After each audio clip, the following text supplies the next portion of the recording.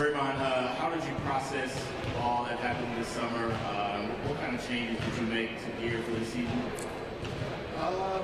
Overall, definitely a lot of things happened this summer.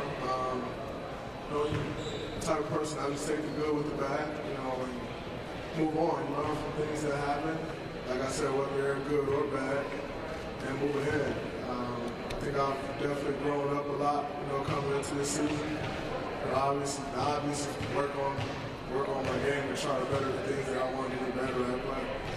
But overall, I come into this season as a better man, and I think that's more important than anything.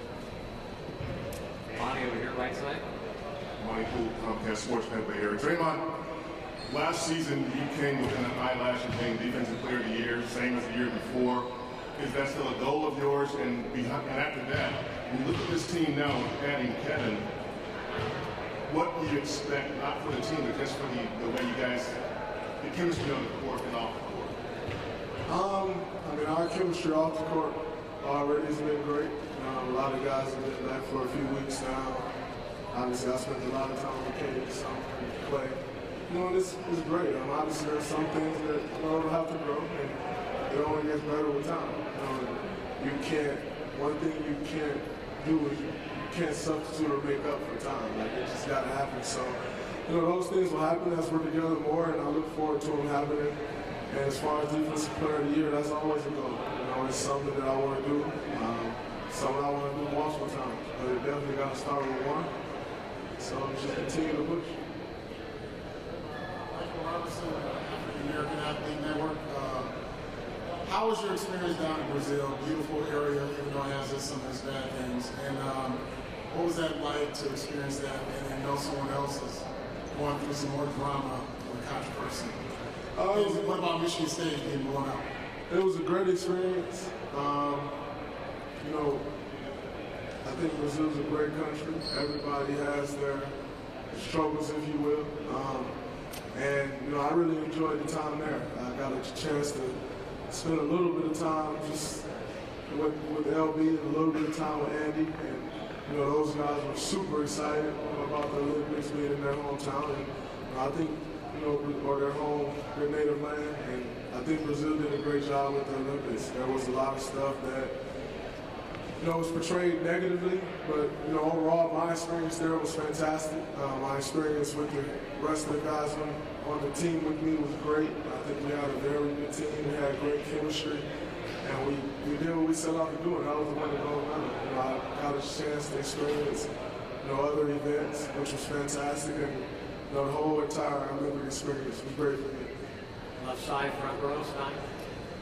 Draymond, a year ago at this time, you guys knew exactly who you were. What is it like to come to camp with, obviously, KD, but there's a lot of new faces, new voices on the coaching staff. What is that like to kind of have to, start anew with so many different things? I think, it'll definitely be different. Obviously, I had KD and I had a lot of guys. This team, with the exception of maybe 5 or 6 guys, look completely different than it has the last 2 years. But I think if you're not getting better, you're getting worse. And I'm not so sure how good we would have been coming into the season with the same exact team, just because eventually stuff starts to go, it starts to be boring. So I'm looking forward to the challenge of, growing with the guys, that are new here, and obviously continue to grow with the guys that are still here. And it's going to take some time. Everybody's going, you're going to go 82. I've seen it all summer. Are you going to go 82-0? I think that's physically impossible, first off. Or are you going to win 74 games? To be quite frank with you, I don't even want to win 74 games or 75 games. It's brutal. Obviously our goal every year is to come out and get the #1 seed and try to have that throughout the playoffs. And the most important goal is to win the championship. I think there definitely will be bumps in the road. It's not going to be all great like a lot of people think it is, or maybe some people think it isn't. I know it's definitely going to take some time for us to adjust, and I'm looking forward to that. I think if we were to start 19-6, and the world's coming to an end, and the Warriors didn't start how they started last year. KD's a problem because they lost more games in the first 25 games than they did last year. So I've already prepared myself for all that mentally because I know it's coming, and I look forward to the challenges ahead of us, and I look forward to trying to win a championship. Front row left, Ryan. Draymond, Ryan Leon with Metro Networks and KPIX5. And you kind of mentioned this already, but how much of a challenge is there the fact that you guys came this close to a championship, you guys get KD, I mean, how much does that change the dynamic, or does it change anything at all for you in the offseason, processing what happened and, just missing the title back as much as you did? No, I mean, whether you miss it by a hair or miss it by missing the playoffs, you missed it. So, it's obviously motivation that to get back, and try to close the deal this time. But that's the goal every year, is to win the championship. So, regardless, like I said, we didn't make the playoffs or we lost in Game 7 of the finals, it's still the goal to come here and win a championship. And we're looking forward to that. Obviously, KD was great. He brings a lot of excitement to this team. A lot of experience. A great resume. And one that we look forward to helping him continue doing with him. So I think it'll be a fun year. It's going to be, like I said before, it's going to be some challenges. And I look forward to those challenges. Front row left again, Scott Cooper. Scott Cooper from NBA.com. Is how last season ended already in the past? Do you need some games on the court to sort of work that past? Or do you want to hold on to it? Is what happened in the finals possible motivation, something that you guys want to remember that pain going into this season? I mean, I don't really think that's a pain you ever forget. It's easy to say, we're going to put it behind us. Or we're going to hold on to it and use it as motivation. The truth is, that's a pain that you'll never forget for the rest of your life. So whether you use it as motivation or not, I mean, in this organization, we want to win anyway. So we don't really need any extra motivation because we lost. I mean, I think if we would have won, the goal was the same coming into this year, is to try to win another championship. So, any extra motivation needed or anything like that, I think it's all cliche, to be honest with you. Draymond, you guys won 140 games the last 2 years. Why were you all so focused on trying to get KD? Why did you feel you needed him, considering how good the team already was? Like I said before, if we're not getting better, you're getting worse. And, obviously, this team had done some great things and possibly could have done more. But I think our ceiling with KD becomes a lot higher, personally. When you add a player like that, to the mix of something that was already pretty good, I think it's going to make us better. And I say that knowing that everything isn't going to be great from day one. I don't expect it to be great, and I'd be very shocked if it was. But at the same time, that's why you have a regular season. That's why you have a preseason, to work on those things and continue to get better and get up to the playoffs. So, I'm looking forward to that, and I think you can call it the last regime, I guess, if you want. The last regime of guys who just left here and went their separate ways. I think we had a great run. I think this is kind of a little bit of a start of a new thing, but at the same time, the goals remain the same. Second row left, Rachel.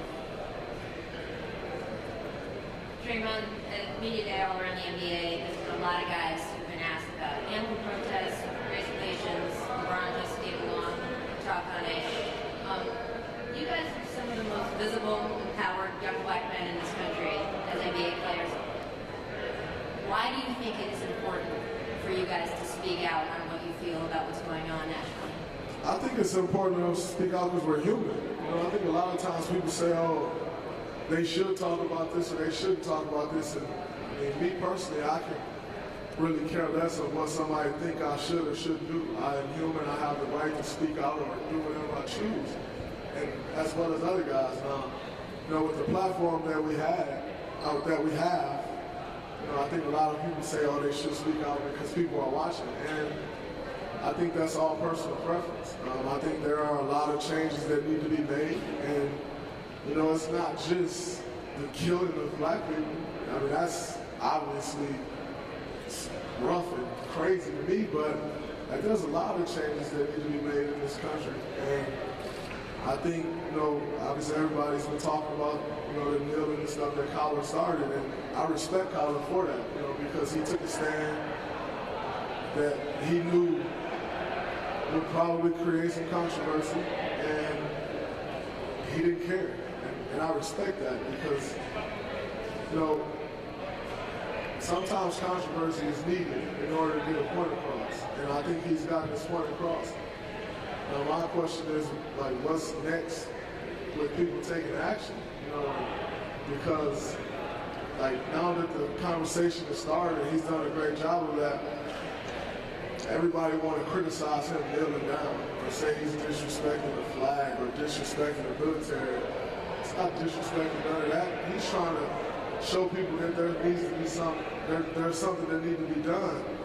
And of course, if you turn on TV, everything people want to talk about is Colin Kaepernick's kneeling down and disrespecting America. No, he's not. But nobody want to face the real problem and talk about the real problem. So we're going to talk about what he's doing and try to sweep what he's really talking about under the rug.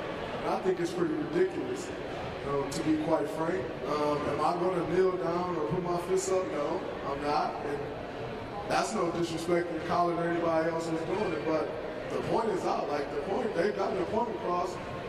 I don't think I need to come out and do this national anthem protest because it's already been started.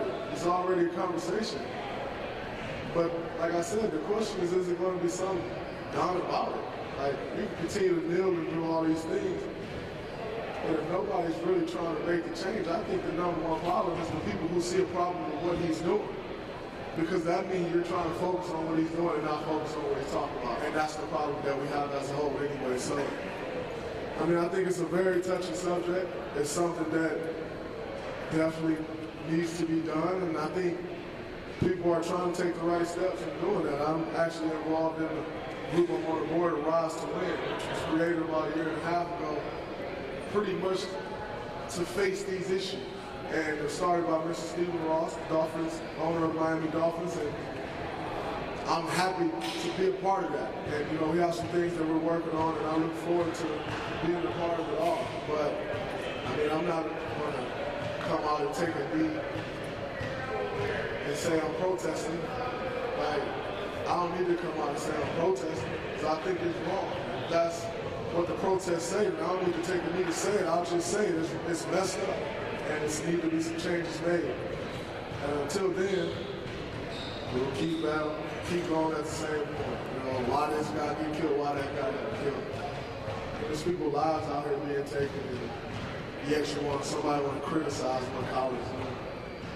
They won't criticize what's going on. So I think it's pretty ridiculous that someone can't come up with a solution, or people can't be penalized for their actions. I've been penalized for my actions, and I'm okay with that. Other people not being penalized for their actions is pretty ridiculous to me. Last two. Stand up far left side, Phil. On your left, Draymond. Phil Barber, Santa Rosa Press Democrat. You talked a little about your experiences in Brazil. What about playing with Kevin down there? Did you learn anything about him as a teammate? And did it give you guys any sort of small leg up when you were playing, getting that experience with Kevin? I think I definitely learned more about him. I've obviously had a relationship with KD, and you know, the more time you spend around somebody, the more time they grow, and it's continued to grow. As far as having a leg up, you know, playing with him, I can't really say it did that. You know, it's a completely different dynamic. You know, playing on Team USA or playing with the Warriors, it's completely different roles. Everything changes. So I can't necessarily say it was a leg up, but it was great to spend time together. Not only with KD or Clay, it was great to spend time with everybody. You know, our team, like I said before, was super tight. Our team is still super tight. We talk in our group chat all the time still. You know, it's a great group of guys that I think, you know, Dr. Colangelo and Coach K did a great job of putting together. And I was still thankful to be a part of that. But as far as having a leg up for what we have ahead of us, I honestly don't think that really does anything for me. Last one, left side, third row, Chris. Chris Hanks, ESPN. Dre, obviously, you know, with KD coming over here, it kind of shifts balance. When people talk about the two best teams to contend, it's you guys and it's the Cavs. I know you guys would expect the schedule that you guys can expect the opponent, but my question question is this a full-blown, would you consider it a full-blown rivalry like that you guys have with the Cavaliers? Has it reached that point where I mean, I think when you're talking of a 6-game series and us winning, and a 7-game series and them winning, I think eventually it starts to become a rivalry. And the most important thing that makes a rivalry is you have to have talent. And I think both teams have a lot of talent. Some talent that's a little older, some talent that's a little younger, some talent that's right in their prime. You know, and I think that's the true making of a rivalry. And obviously, you have to win. Both sides got to win. Both sides have one. So I think it's something that's definitely growing, but it's also one of those things that if you don't get to the finals, you can't have that rivalry anyway. So we have a lot of work to do in order to get back to that point. And I think that's the toughest thing about the next season, especially after winning the finals, is you go from this incredible high to all of a sudden you're back at day one trying to get all the way back there again. And it's tough. But at the same time, I know it's a goal of ours, and I'm almost certain it's a goal of theirs to get back there and fight for the NBA championship. That being said, it's a lot of great teams in this league, and they're not sitting there saying, oh, well, we're going to watch the Warriors and the Cavs in June and enjoy the NBA Finals. They're trying to do the same thing. And so every night, it's a different challenge. Every night, you're trying to build in order to get back there, and it won't be easy. So, like, we play in the Western Conference. We got a lot of good teams in the Western Conference. And in order to get back there, a lot of things got to go right. But it starts with tomorrow, starting to build from day one. And we look forward to that process. Great. Thanks, Draymond. We'll have Clay in here in just a couple minutes.